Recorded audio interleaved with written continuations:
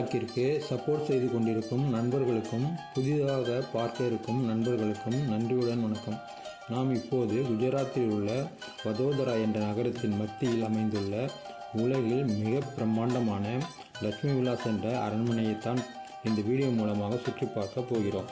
நாம் இப்போது சூரத்திலிருந்து புறப்பட்டு கார் மூலம் 3 மணி நேர பயணத்திற்கு பிறகு ஹோட்டல் அம்பாசடர் என்ற இந்த லாட்ஜில் லக்கேஜ் எல்லாம் வைத்துவிட்டு ஃப்ரெஷ் ஆகி கிளம்பிவிட்டோம்.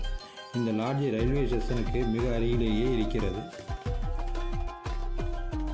மணி 2 ஆகிவிட்டதால் சசுமா என்ற இந்த உணவகத்தில் மதிய உணவை முடித்துவிட்டு லட்சுமி விலாஸ் பேலஸ் எஸ்டேட்டுக்கு சென்று கொண்டு இருக்கிறோம். தமிழ்நாட்டில் உள்ள நகரங்களில் ஓடும் பயணிகள் பஸ்களைப் போல இங்கு பஸ்களை காண்பது மிகவும் அரிது. 90% மக்கள் இருசக்கர வாகனம், கார் மற்றும் ஆட்டோக்களையே பயன்படுத்துகின்றார்கள். இந்த வதோதரா நகரத்தின் பழைய பெயர் பரோடா. 1974இல் இந்த பெயர் மாற்றப்பட்டு வதோதரா என்று அழைக்கப்பட்டு வருகிறது. ஒரு சில மார்க்கெட் போன்ற மக்கள் அதிகம் கூடும் இடங்கள் தவிர மற்ற இடங்கள் ரொம்ப சுத்தமாக வைத்திருக்கிறார்கள். உண்மையில் இது மாதிரி இடங்களில் பயணிப்பது மனதிற்கு ஒரு இனிமையான அனுபவமாக இருக்கிறது. சுற்றுலா மூலம் புதிய இடங்களுக்கு நாம் செல்லும்போது நமக்கு கிடைக்கும் புதிய அனுபவங்களும் சற்று மாறுபட்ட உணவு வகைகளும் அதேபோல் புதிய நபர்களின் அறிமுகங்களும் நாம் பார்க்கும் புதிய காட்சிகளும் நமது நினைவுகளில் நிலைத்து நின்று அவ்வப்போது புத்துணர்ச்சியை கொடுத்து கொண்டே இருக்கும்.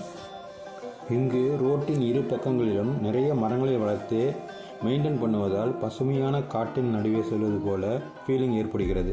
பாருங்கள், சென்ட்ரல் மீடியாவில் கூட பெரிய மரங்களை வளர்த்திருக்கிறார்கள்.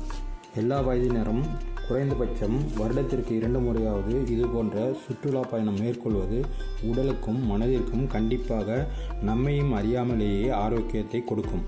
எனக்கு சந்தர்ப்பம் கிடைத்ததினால் நான் இவ்வளவு தூரம் வந்தேன். சந்தர்ப்பம் கிடைக்காதவர்கள் நாம் இருக்கும் இடத்திலிருந்து அதிகபட்சமாக ஒரு 6 மணி நேர பயணத்தில் தமிழ்நாட்டிலேயே அதிக இடங்கள் சுற்றுலா செல்ல தகுதியான சிறந்த இடங்கள் உள்ளன.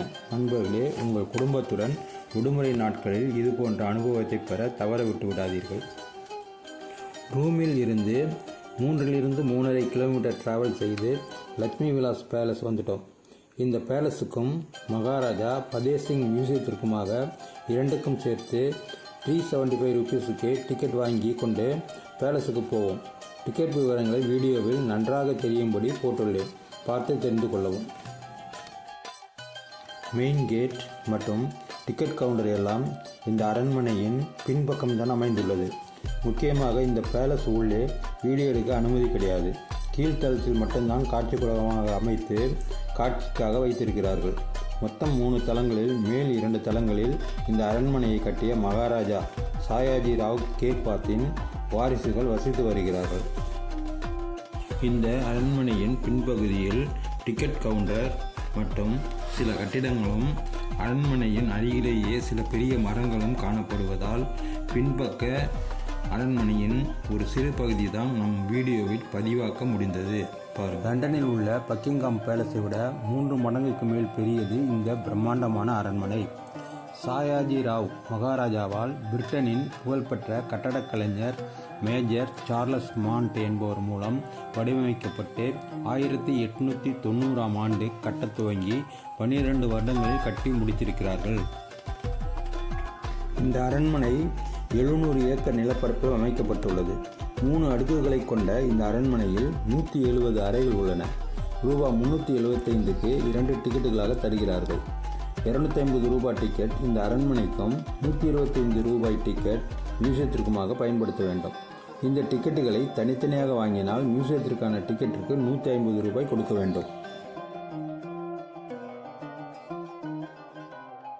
நாம் உள்ளே போவதற்கு முன் இந்த அரண்மனையின் கம்பீரமான தோற்றத்தை பாருங்கள்.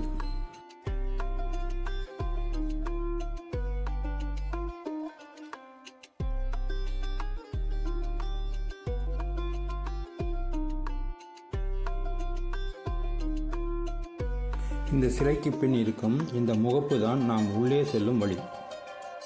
உள்ளே செல்லும் போது டிக்கெட்டின் ஒரு பகுதியை எடுத்துக்கொண்டு மீதியை தருவார்கள்.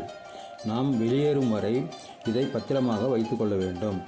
அதோடு ஒரு ஆடியோ கைடும் தருவார்கள்.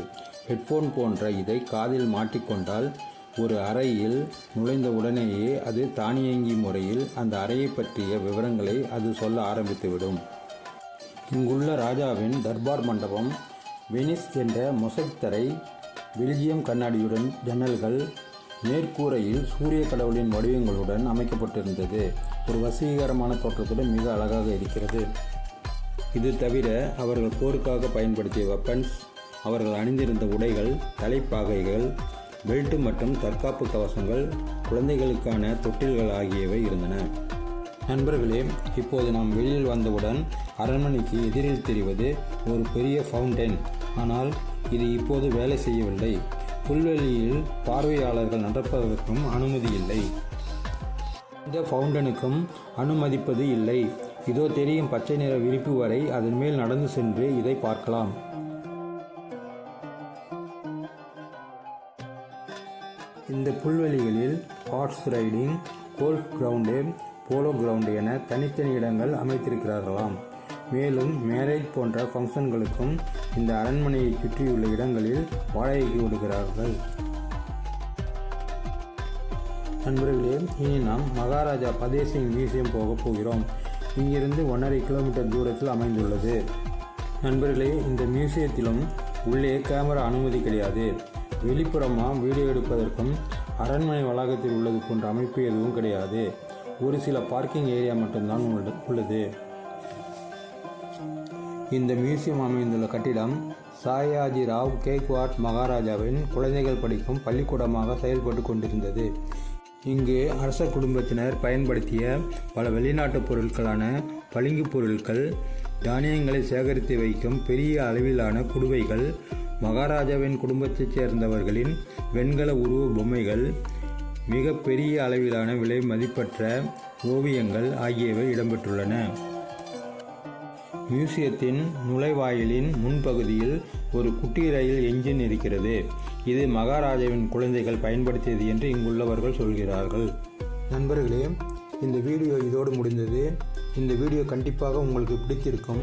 நீங்கள் எனக்கு ஒரு லைக் போட்டுவிட்டு சப்ஸ்கிரைப் பட்டனையும் அழுத்தி பெல் பட்டனையும் அழுத்தி விடும்படி கேட்டுக்கொள்கிறேன். நன்றி, வணக்கம்.